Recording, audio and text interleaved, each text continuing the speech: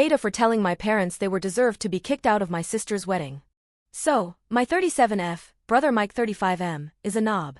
Always has been and always will be. He has been babied to the point of uselessness by our mom and dad, and that's made him an entitled slob. When he was younger he showed promise playing rugby, which had my mom and dad believing he was gonna be a superstar.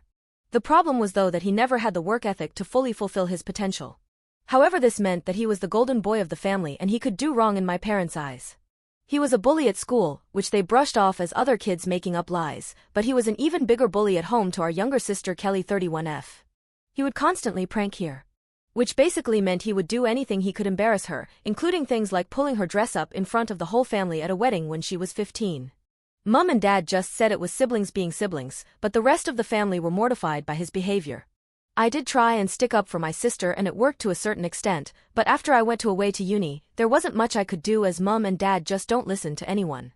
It got so bad that when she was 18, my sister gave up going to her dream university, St. Andrews, and instead moved to London to go to the Imperial College London. This was a huge shock to all of us as she had been talking about St. Andrews since she started high school at 11. When I asked why, she said that St. Andrews was too close to home and she would be expected to go back home more often, but if she went to London she would only have to go home for Christmas. This broke my heart. After she left, she did exactly that. The only time she was home was Christmas and when I got married. This really annoyed mom and dad as they said she was abandoning the family. I kept my mouth shut and just let them whine occasionally as I didn't want an argument. After graduating from uni my parents expected her to move back home, but she didn't. She got a job working in southern England and stayed down there. We are from Scotland for reference. 6 years ago, Kelly met a great guy, Jake 30M. The day she met him she called me gushing about him and I've honestly never heard her speak about anyone the way she does him. I've met him several times when I've gone down to visit Kelly and he's great. Good looking, funny, great job, his family are lovely and most importantly, he treats Kelly like she hung the moon. It's very cute. After she met him, she cut down how much she came home even more as she spent the first Christmas with his family and then the pandemic happened so she ended up not coming home for 3 years.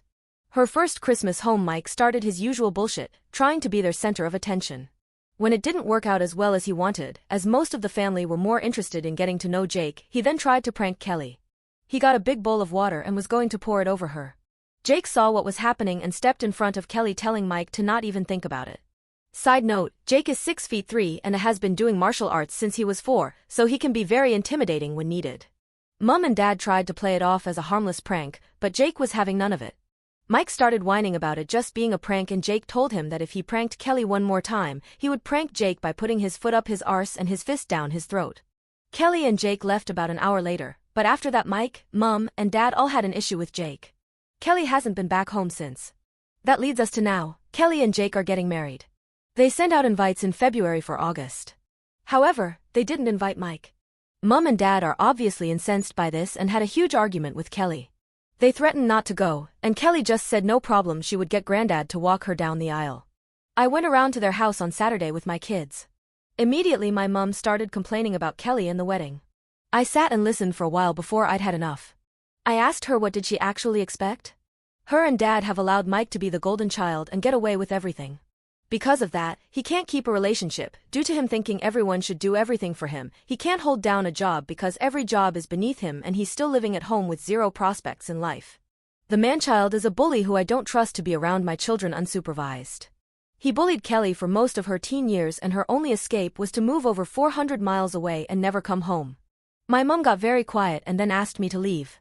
A few hours later my dad called going mad because I'd upset my mom and was taking the side of an ungrateful little girl instead of my parents who gave me everything. This started a huge argument between me and him where I told him he'd been a crap dad to Kelly and didn't deserve to walk her down the aisle.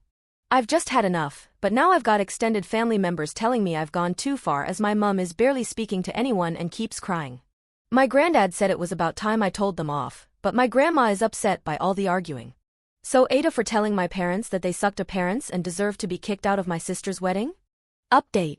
Hi all, that post took off a lot more than I thought it would. There was way too many comments for me to respond to, but I tried to read every one of them. I was asked for an update so here it is. There were a few things that came up repeatedly so I'll address them first. The pranks only started after I had left and gone to uni. He would say things to Kelly and I would have a go back at him when we were younger, but it wasn't anything more than that until after I'd left home so there wasn't anything I could really do to stop it. I did speak to our parents, but they're useless. Second thing was about my kids. I didn't bring my kids around them very much as they didn't like going to my parents' house. They said it was boring and they don't like Mike. However, after all the comments I got about this, I sat them down and asked them again. For my daughter it really is just that she finds it boring and says that Mike is a weirdo. My son, however, said that he doesn't like being around my dad as he keeps trying to make him play rugby. I have heard these comments and told my dad to drop it, but he would still make the comments occasionally. I had no idea that it was upsetting my son though, so this surprised me. My son doesn't like sports, be it watching or playing. He's very much like his dad in that regard.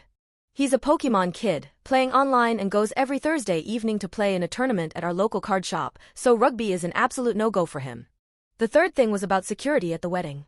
I spoke to Kelly and Jake said that 2 of his groomsmen are police officers who are aware of the situation, so that won't be a problem.